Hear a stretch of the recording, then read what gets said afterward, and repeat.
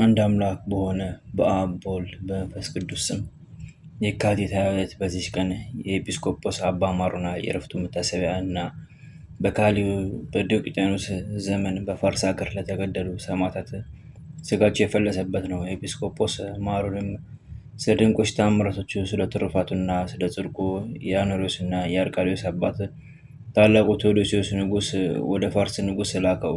ከእርሱም ጋር እጅ መንሻ በመካከላቸው ስላለው ፍቅር ተላከ። ወደ ሳቦር ወደ ፋርስ ንጉሥም በደረሰ ጊዜ ታላቅ ክብርን አከበረው። በቤተ መንግስቱም እልፍኝ ውስጥ አኖረው። ይህም ቅዱስ የንጉሱን ልጅ ጋኔን አድሮባት እንደታመመች በሰማ ጊዜ የከበረ አባ ማሩና ብላቴናይቱን ጠርቶ በፊቱ አቁሞ በላዩ ጸለየ። ጋኔኑም ከእርሷ ወጥቶ ዳነች።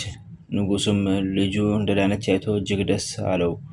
የአባ ማሩናንም ፍቅርና አክብሮት ጨመረ። ከዚህም በኋላ አባ ማሩና በፋርስ ሀገር በሰማዕትነት ስለሞቱ የከበሩ ሰማዕታት ስጋቸውን ስለመሰብሰብ ከንጉሥ ዘንድ ፈለገ። ንጉሥም የሰማዕታት ስጋቸውን ይሰበስቡ ዘንድ ቤተክርስቲያንም ሰርቶ በውስጧ ስጋቸውን ያኖሩ ዘንድ አዘዘ።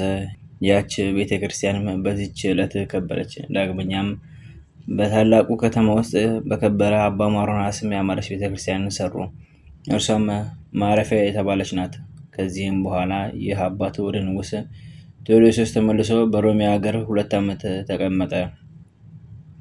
የእነዚያ ሰማዕታት ቤተክርስቲያን በከበረችበት በዚህች ዕለት አረፈ። ከቤተክርስቲያኒቱም ክብር ጋር በዓሉንና መታሰቢያውን የሚያከብሩለት ሆኑ። ለእግዚአብሔር ምስጋና ይሁን፣ በረከቱም ከኛ ጋር ትኖር ለዘላለሙ አሜን። በዚህችም ዕለት የከበሩ የአባ ቡላና የ380 ሰማዕታት መታሰቢያቸው ነው። በረከታቸው ከኛ ጋር ትኖር ለእግዚአብሔር ምስጋና ይሁን አሜን።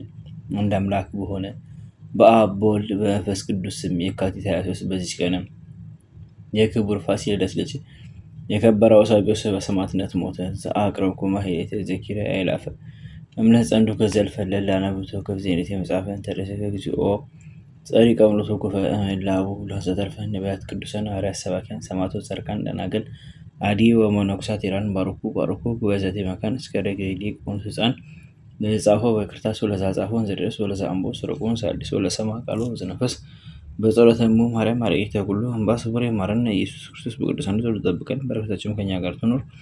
ኦ አምላክነ በከመ ትቀባ አኮ በከ አውሳነ አቡነ ዘበሰማያት